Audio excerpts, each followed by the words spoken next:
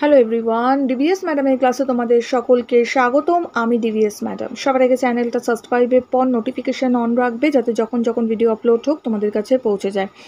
আলোচনার বিষয় আজকে বরফে ঢাকা মহাদেশ, ক্লাস 6-এর আমরা চ্যাপ্টার 6 থেকে আলোচনা করছি। শুরু করা যাক। ভিডিওটা লাইক শেয়ার করো, নোটিফিকেশানটা অন রেখো, যাতে যখনই ভিডিও আপলোড হোক তোমাদের কাছে পৌঁছে যায়। সবার প্রথমের প্রশ্ন, বড় প্রশ্ন এটা। আচ্ছা, এই প্রশ্নগুলো 5 নম্বরের হয়, সাধারণত 5 নম্বরে এসে থাকে। বলছে আন্টার্কটিকা মহাদেশের জলবায়ু বর্ণনা করো। উত্তর কিভাবে লিখবো আমরা? ভীষণ ইম্পর্টেন্ট প্রশ্ন। কিভাবে উত্তর লিখবো? চিরস্থায়ী বরফে ঢাকা এই মহাদেশ পৃথিবীর শীতলতম অঞ্চল। এখানকার জলবায়ুর প্রধান বৈশিষ্ট্যগুলো: উষ্ণতা, পয়েন্ট করে লিখবো। সারা বছরই হিমশীতল আবহাওয়া বিরাজ করে, তবে ডিসেম্বর থেকে ফেব্রুয়ারি এই 2-3 মাস মহাদেশের তাপমাত্রা -20°C পর্যন্ত পৌঁছয়। এই সময় এখানে গ্রীষ্মকাল রূপে পরিচিত। বছরের বাকি সময় অর্থাৎ শীতকালে -40°C থেকে -75°C পর্যন্ত নেমে যায়। এখানকার রাশিয়ার গবেষণা কেন্দ্র ভস্টক, যেটার তাপমাত্রা আমরা লিখব -89.2°C, ব্র্যাকেটে লিখে দেবো, মনে থাকলে লিখবে, না লিখলেও হবে। আচ্ছা, তাহলে রাশিয়ার গবেষণা কেন্দ্র ভস্টক পৃথিবীর শীতলতম স্থান হয়ে গেল। নেক্সট পরের পয়েন্ট লিখব। পরের পয়েন্টে আমরা লিখব শুষ্ক বাতাস ও তুষার ঝড়। এই পয়েন্টে লিখব এখানে সারা বছরই কনকনে ঠান্ডা বাতাস প্রবাহিত হয়। এই বাতাসের জলীয় বাষ্প অনুপস্থিত, তাই অত্যন্ত শুষ্ক হয়। শীতকালে এখানে প্রবল তুষার ঝড় বা ব্লিজার্ড প্রবাহিত হয়ে থাকে বা নেক্সট আমরা লিখব ঋতু বৈচিত্র্যতে পয়েন্ট করে লিখব সেপ্টেম্বর থেকে ফেব্রুয়ারি এই 6 মাস এখানে আকাশে 24 ঘন্টা সূর্য থাকলেও সূর্যর আলো তির্যকভাবে এবং অধিকাংশ বরফে প্রতিফলিত হয়ে ফিরে যায়। তির্যকভাবে পড়ে আর কি, সূর্যের আলোটা লম্বভাবে না, তির্যকভাবে পড়ে, ফলে কি হয়, অধিকাংশ বরফে প্রতিফলিত হয়ে ওরা ফিরে যায়। ফলে এটা উষ্ণতা হবে। উষ্ণতা খুব বেশি বাড়তে পারে না, তাই সারা বছরই এই মহাদেশে শীত ঋতু বিরাজ করে। ওকে, নেক্সট লিখব বৃষ্টিপাত ও তুষারপাত। লিখব এই মহাদেশে বৃষ্টিপাত খুব কম হয়, তবে উপকূলবর্তী অঞ্চলে সারা বছরই তুষারপাত হয়।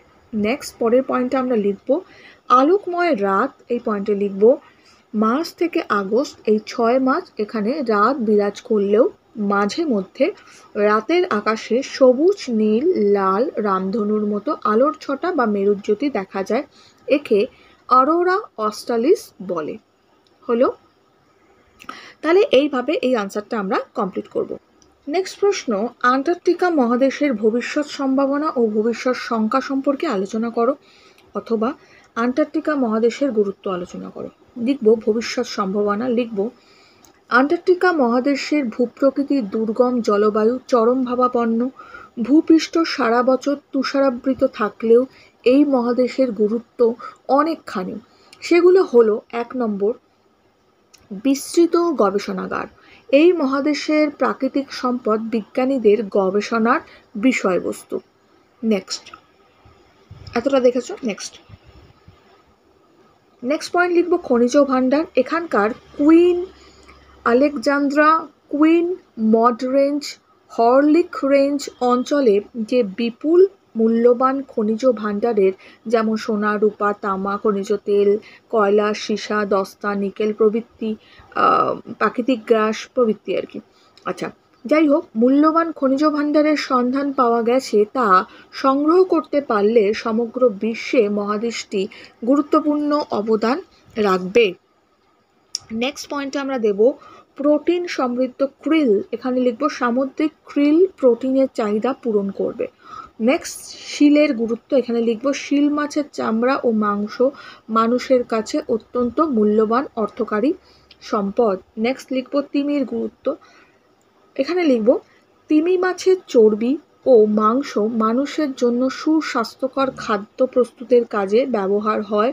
অতএব আন্টার্কটিকা মহাদেশের সম্পদ ভবিষ্যতে সমগ্র মানবজাতির কল্যাণেই ব্যবহৃত হতে পারে।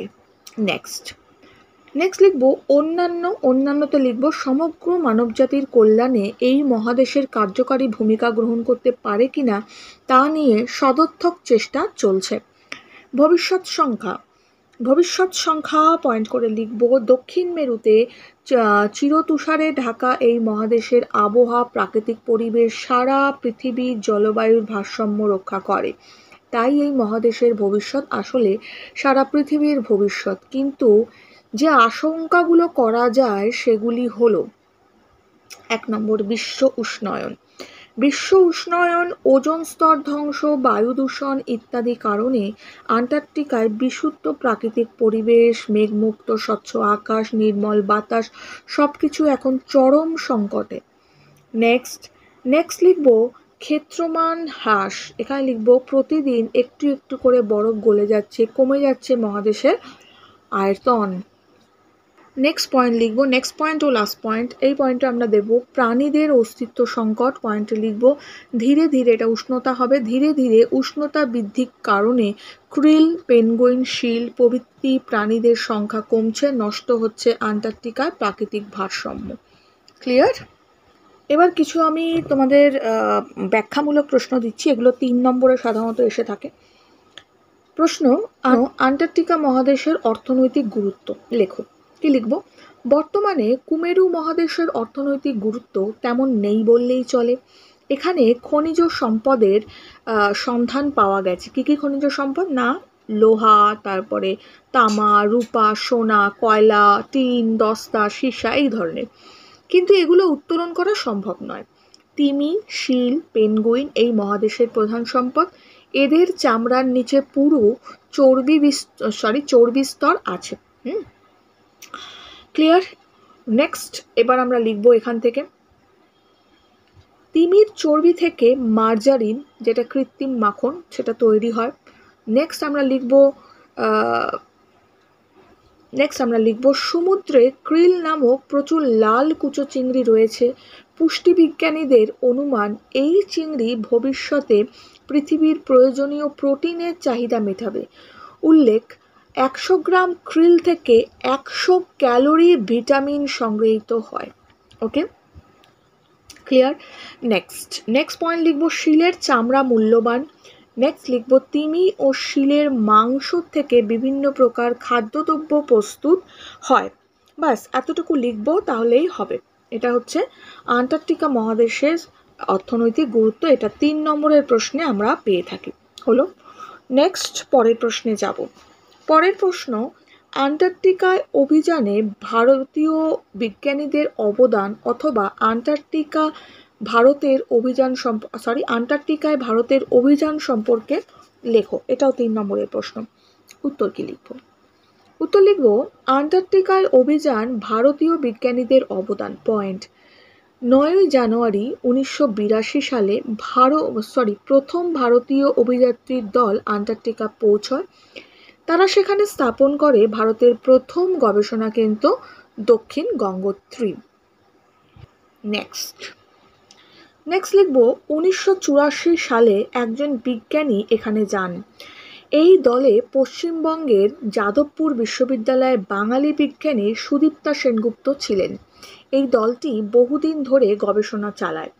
1988 সালে 26শে মার্চ 8ম অভিযাত্রীর দল দক্ষিণ গঙ্গোত্রী থেকে 70 কিমি দূরে মৈত্রী নামে আরও একটি গবেষণা কেন্দ্র স্থাপন করে।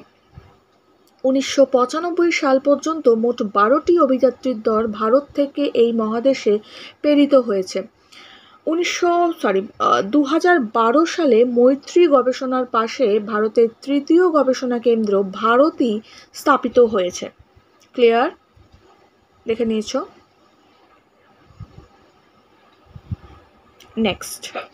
নেক্সট পরের প্রশ্ন, উত্তর মেরু বা সুমেরু অঞ্চলে কি জমাট বাঁধা বরফের স্তর আছে? সেই বরফও কি গলছে? উত্তর, হ্যাঁ। পৃথিবীর সুমেরু বা উত্তর মেরু অঞ্চলে বরফের স্তর আছে, তবে সুমেরুতে দক্ষিণ মেরুর মতো মহাদেশ বা ভূখণ্ড নেই। আছে সুমেরু মহাসাগর।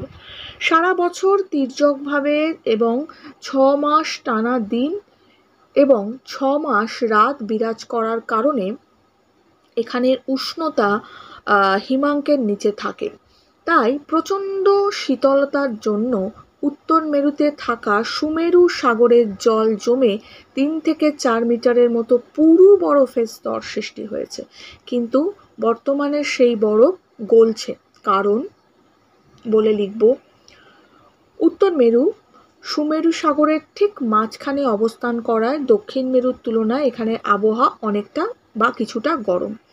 নেক্সট, বিশ্ব উষ্ণায়নের প্রভাব থেকে সুমেরু বরফও মুক্ত নয়। এটা বিশ্ব উষ্ণায়ন হবে, 9 এসছে, 6 হবে, পেটকাটা মধ্যে 6 যাই হোক, বিশ্ব উষ্ণায়নের প্রভাব থেকে সুমেরুর বরফও মুক্ত নয়। পৃথিবীর গড় তাপমাত্রা বৃদ্ধির কারণে এখানকার বরফও ধীরে ধীরে গলছে। বিজ্ঞানীদের ধারণা, আগামী কয়েক দশকের মধ্যে সুমেরু অঞ্চলে গ্রীষ্মকাল সম্পূর্ণ বরফমুক্ত হয়ে পড়বে। ক্লিয়ার? নেক্সট প্রশ্ন, আন্টার্কটিকা এত ঠান্ডা কেন? উত্তর লিখব, পৃথিবীর অক্ষ কক্ষতলের সঙ্গে 66.5 ডিগ্রি কোণে হেলে থাকায় 2 মেরু সুমেরু ও কুমেরু 6 মাস দিন ও 6 মাস রাত হয়। কুমেরু বা আন্টার্কটিকা এত ঠান্ডা হওয়ার কারণ 1 নম্বর দিয়ে আমরা সূর্যরশ্মির অপ্রতুলতা। মার্চ থেকে আগস্ট এই 6 মাস আন্টার্কটিকায় সূর্যালোক পড়ে না, ফলে উষ্ণতা হবে। উষ্ণতা খুব কম হয়, গড়ে প্রায় -45 ডিগ্রি সেলসিয়াসেরও কম। নেক্সট, তির্যক রশ্মি পয়েন্ট দিয়ে লিখব সেপ্টেম্বর ফেব্রুয়ারি, মানে সেপ্টেম্বর থেকে ফেব্রুয়ারি আর কি, ওকে, এই 6 মাস একটানা সূর্যালোক পড়ে, কিন্তু এই আলো অত্যন্ত তির্যকভাবে পড়ে বলে উষ্ণতা খুবই কম থাকে। নেক্সট লিখব সূর্যালোকের প্রতিফলন, এখানে লিখব সারাদিন তির্যকভাবে সূর্যালোক পড়লেও বেশিরভাগ বরফে প্রতিফলিত হয়ে ফিরে যায়, ফলে উষ্ণতা খুব বেশি বাড়তে পারে না। তাহলে বোঝা গেল উত্তরটা। এইভাবে আনসারগুলো লিখবে। আমি একটু পরে আরও পেপার আসবে, মানে আরও আমি প্রশ্ন উত্তর আলোচনা করবে, চ্যানেলে চোখ রাখবে, পার্ট 2টা একটু পরে আপলোড হবে। ওকে, পরপর তোমাদের এখন ভিডিও থাকবে, প্রত্যেকে চ্যানেলে চোখ রেখো, নোটিফিকেশান অন রেখো। এখনের জন্য এইটুকু। তোমাদের ক্লাসের ভিডিও বেশির থেকে বেশি পাওয়ার জন্য লাইক শেয়ার করো। খুব ভালো।